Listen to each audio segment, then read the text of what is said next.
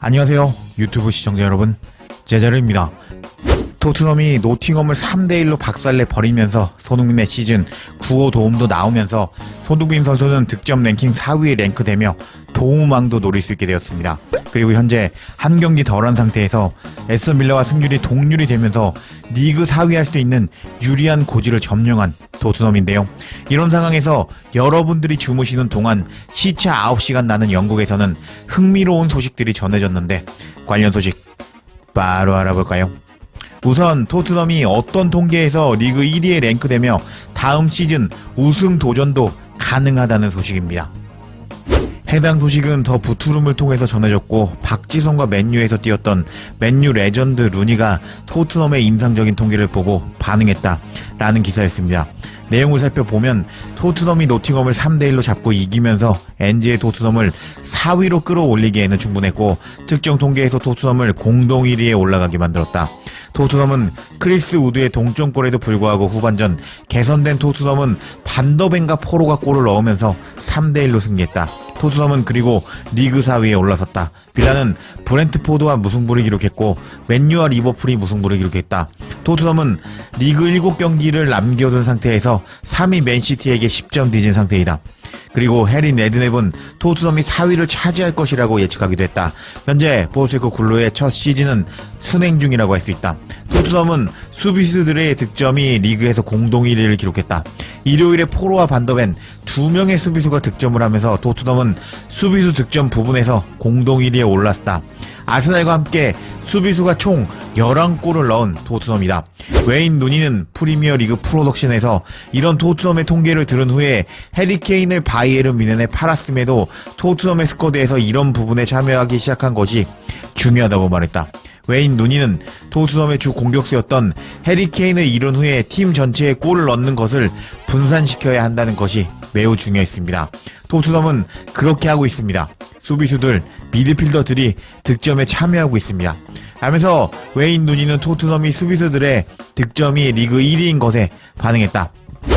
시즌이 시작되기 전에 로메로가 4골을 넣으면서 4골을 넣고 있는 메디슨과 같은 득점을 할 것이라고 예측한 사람은 많지 않았을 것이다.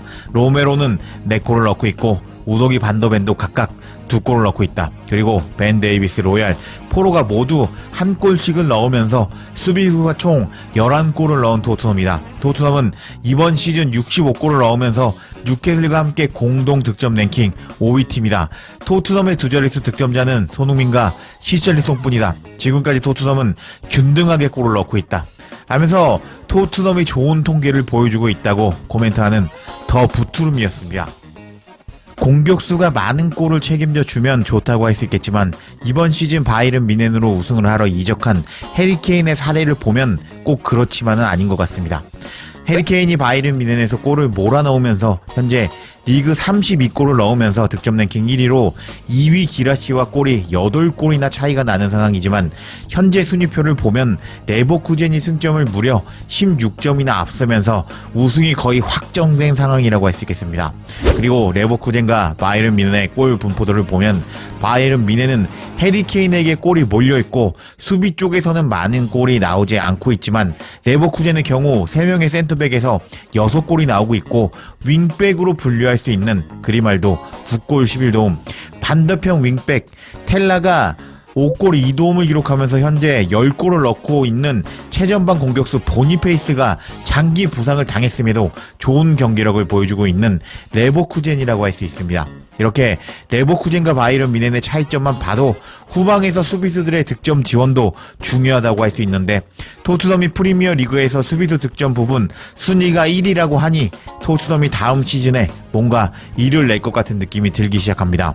문제는 팀에서 결정력이 가장 높은 손흥민 선수가 팀에 패스를 줄 선수가 없다 보니 패스 지원을 받는 것이 아니라 패스 지원을 해주고 있는 상황이라고 할 수 있겠는데 이번 여름 이적 시장에서 좋은 선수 영입해서 이 문제 해결했으면 좋겠습니다. 그리고 메디슨은 최근 자신이 최고의 모습이 아니었다고 밝혔는데 메디슨의 최근 인터뷰 내용도 알아보겠습니다. 엔즈 감독이 최근 4위 하는 것은 목표는 아니라고 말했지만 다음 시즌 우승 경쟁에 참여할 것이라고 기대한다고 말한 최근 상황에서 메디슨은 다음 시즌 리그 우승 도전이 목표인가요? 라는 질문을 받았습니다. 그러자 메디슨은 확실히 우승을 노리고 있는 느낌입니다. 현재 리버풀, 아스날, 맨시티가 우승 경쟁을 하고 있는데 토트넘이 그들과 경쟁하지 못한다는 것에 짜증나는 상황입니다. 이번 시즌 타이틀 경쟁이 얼마나 흥미로울까요? 정말 흥미로운 우승 경쟁이 이루어지고 있는 프리미어리그 상황인데 토트넘이 그 일부가 되지 못해서 답답한 상황입니다. 라고 말한 메디슨이었습니다. 그리고 메디슨은 이브닝 스탠다드와 인터뷰에서 현재 토트넘에서 최선을 다하지 못하고 있다는 것을 인정했는데 메디슨은 저는 제 자신에 대해 매우 비판적입니다. 시즌이 시작될 때 저는 잘했고 그때처럼 이달의 선수상을 받을 수준의 경기를 못하고 있습니다. 하지만 저는 최고의 컨디션에서 그리 멀리 떨어져 있지 않습니다. 라면서 시즌 초반만큼 최고의 컨디션이 아닌 것을 인정한 메디슨이었고 곧 최고의 모습을 보여줄 것이라고 말한 메디슨이었습니다. 그러자 더 부트룸은 실제로 메디슨은 부상 복귀 이후에 10번의 리그 경기에서 1골과 2도움을 기록했다. 엔즈 감독은 메디슨이 중요한 7경기를 앞두고 최고의 모습을 보여주기를 확실히 바랄 것이다. 라면서 메디슨이 잘해주기를 희망하는 더 부트룸이었는데 어제 정신 나간 것 같은 이상 행동을 보이면서 상대 복부에 펀치를 날린 메디슨이었는데 정신 좀 차리면서 초반 좋았던 폼을 보여주었으면 좋겠습니다. 그리고 어제 미사일 같은 왼발 슈팅 능력을 보여주면서 베르노보다 슈팅 능력이 더 뛰어나다는 것을 보여준 반더벤이 충격 고백을 해서 화제가 되고 있는데요. 관련 소식도 바로 알아볼까요? 해당 소식은 스포츠 웹을 통해서 전해졌는데 내용을 살펴보면 반더벤은 볼랜담에서 유소년 선수로 있던 시절에 당시 코치에게 프로축구 선수가 될 것 같지 않다는 소리를 들었고 지금처럼 빠른 선수가 아니었다고 고백했다. 반더벤은 인상적인 자질을 가지고 있지만 한 가지 눈에 띄는 것이 있다면 그것은 분명히 그의 전기 같은 빠른 속도이고 22세의 반더벤은 그의 체격에 비해 빠른 가속도를 가지고 있다.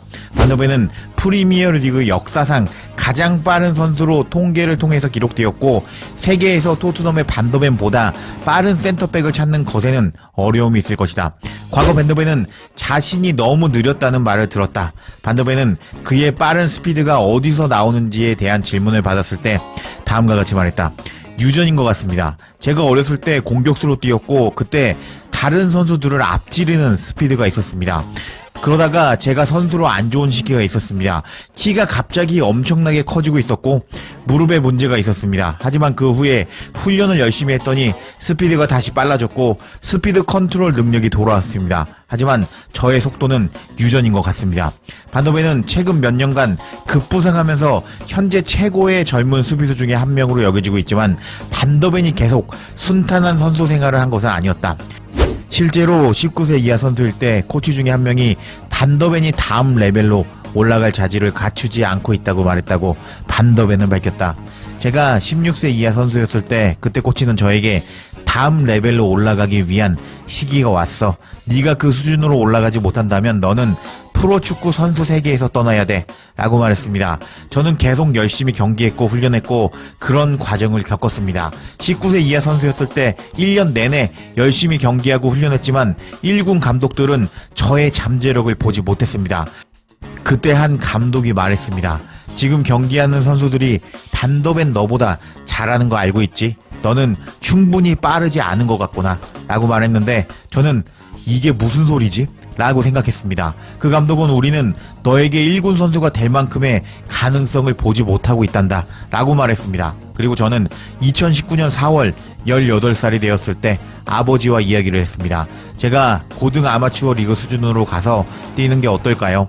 거기서 경기하면 제 능력을 인정받을 것 같아요 라고 말하자 저의 아버지는 아니야 반더벤 그냥 계속 이곳에서 열심히 뛰면서 잘해보자 라고 말하면서 제가 하위 리그 수준에서 뛰지 말고 현재 수준에서 뛰라고 응원해 주셨습니다. 라면서 지금 이렇게 잘하는 반더벤인데 과거 1군으로 넘어가는 시절 그때 감독에게 무시당했다고 심지어 느리다는 소리를 들었다는 것을 고백한 반더벤이었습니다. 이런 반더벤의 비하인드 스토리의 스포츠웹은 지난 3년 동안 반더벤은 엄청난 상승 곡선을 보여주었고 엔젤 감독은 향후 1년에서 1년 반 동안 반더벤이 더 성장하기를 바라고 있을 것이다. 22세의 반더벤은 확실히 자신의 위치에서 세계 최고의 선수가 되기 위한 모든 자질을 갖추고 있다 라고 코멘트하며 반더벤이 더 좋은 선수가 될 것이라고 코멘트하였습니다. 지금 이렇게 잘하는 반더벤인데 그때 반더벤을 못한다고 무시하던 코치의 말을 듣고 하브리그 수준으로 갔다면 현재 반더벤은 없다고 할 수 있겠는데 반더벤을 격려해준 아버지 덕분에 현재의 반더벤이 있는 것 같습니다. 와우. 일단 여기까지가 노팅엄 경기가 끝난 후에 전해드린 토트넘의 흥미로운 소식들이었는데요. 오늘 영상 하나 더 제작해 보도록 노력해 보겠습니다.